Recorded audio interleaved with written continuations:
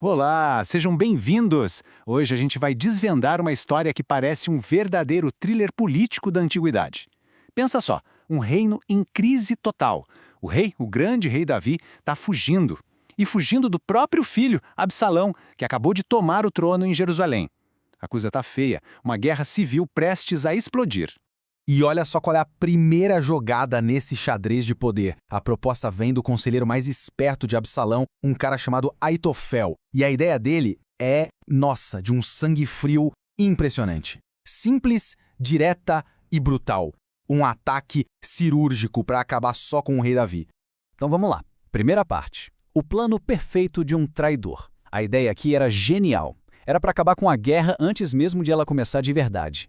Mas, para a gente entender o tamanho do problema, a gente precisa saber quem era esse tal de Aitofel. Olha, ele não era qualquer um, não.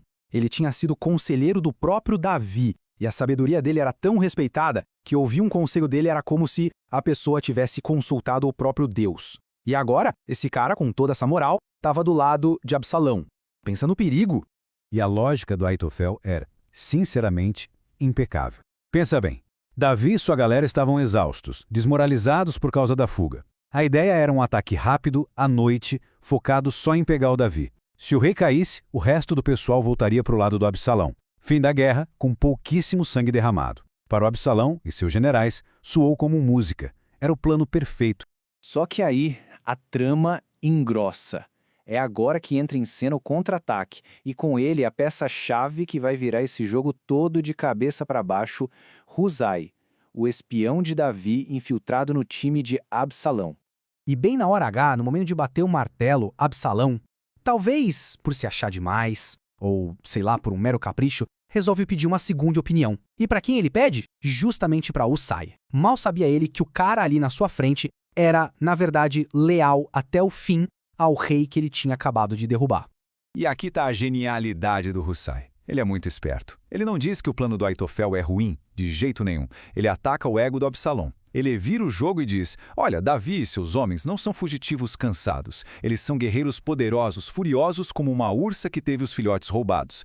Ele diz que um ataque surpresa contra um comandante experiente como Davi é arriscado demais. Imagina se dá errado. E aí ele joga a isca final. Ele propõe algo muito maior, muito mais glorioso. Uma guerra total. É uma jogada de mestre. Então, a encruzilhada era essa. Absalão tinha duas opções na mesa. De um lado, o conselho do Aitofel, um ataque cirúrgico, rápido, eficiente. Do outro, o conselho do Husai, uma batalha gigantesca, gloriosa. Um plano era pura estratégia. O outro fazia cócegas na vaidade de um rei novato, doido para mostrar seu poder. E a decisão é tomada. Absalão, junto com todos os seus homens, bate o martelo. O conselho de Husai é melhor. Pronto. Eles escolheram a glória, não a eficiência. Mal sabiam eles que tinham acabado de morder a isca e caído numa armadilha que ia custar tudo.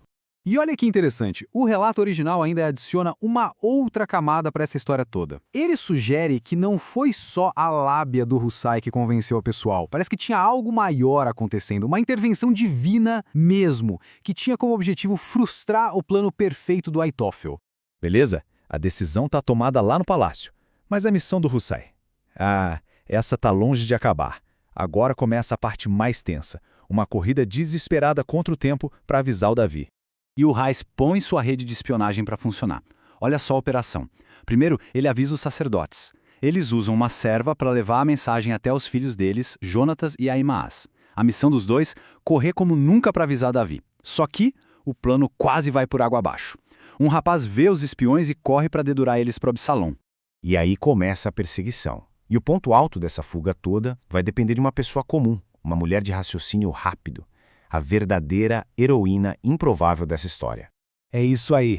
Eles foram vistos. Agora não tem mais volta. Com a vida de Davi e o futuro do reino em jogo, a perseguição é pra valer. É implacável. Com soldados de Absalão na cola deles, os espiões entram em desespero e se escondem dentro de um poço. E é aí que uma mulher, provavelmente a dona da casa, tem uma ideia simplesmente genial. Ela pega uma tampa, cobre a boca do poço e joga um monte de grãos por cima, fingindo que está secando o cereal. Imagina a cena.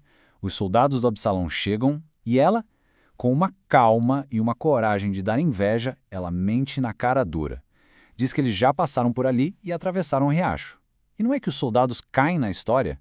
Eles acreditam e saem correndo na direção errada. Assim que a poeira abaixa, os espiões saem do poço e finalmente conseguem completar a missão. Eles chegam até Davi e dão o recado, que era urgente. Davi precisava atravessar o Rio Jordão imediatamente para ficar seguro. E agora a gente chega na última parte, para ver como uma única decisão, tomada numa única noite, selou dois destinos de formas completamente opostas. Aquele tempo que o Uzai conseguiu ganhar foi simplesmente crucial. Davi não perdeu nem um segundo. Ele juntou todo mundo que estava com ele e no meio da noite começaram a atravessar o Rio Jordão. E o resultado disso é impressionante. Quando o dia amanheceu, não tinha sobrado ninguém, nem uma única pessoa do lado perigoso do rio. A chance de ouro que Absalão tinha para um ataque rápido já era. Tinha ido embora. Enquanto isso, lá em Jerusalém, o Aitofel, ele saca tudo. Ele vê que o conselho dele foi ignorado e entende o que aquilo significa. A derrota de Absalão agora era só uma questão de tempo. Vendo todo o seu legado indo para o ralo, ele simplesmente volta para casa, arruma suas coisas e tira a própria vida. Esse resumo aqui mostra a velocidade absurda dos acontecimentos. Pensa só, ao anoitecer, o conselho de Husai é escolhido. Pela meia-noite, Davi já recebe o aviso. Antes de o sol nascer, Davi e seu povo já atravessaram o Jordão. E pela manhã, Aitofel se suicida. Em menos de 12 horas, a guerra virou completamente. E agora, do outro lado do Jordão, a situação é outra. Davi está a salvo. E mais, começam a chegar aliados, trazendo suprimentos e apoio. Aquele rei que estava fugindo, fraco, agora ele tem tempo e recursos para se reorganizar. Ele está pronto para a guerra. E tudo isso nos deixa com aquela pergunta no ar. O que, no fim das contas, decidiu o destino desse reino? Foi a pura astúcia de um espião e a coragem incrível de uma mulher? Ou foi, como o próprio texto sugere, algo maior? Uma intervenção divina que fez o plano perfeito ser rejeitado? A verdade, talvez, esteja em algum lugar no meio disso tudo.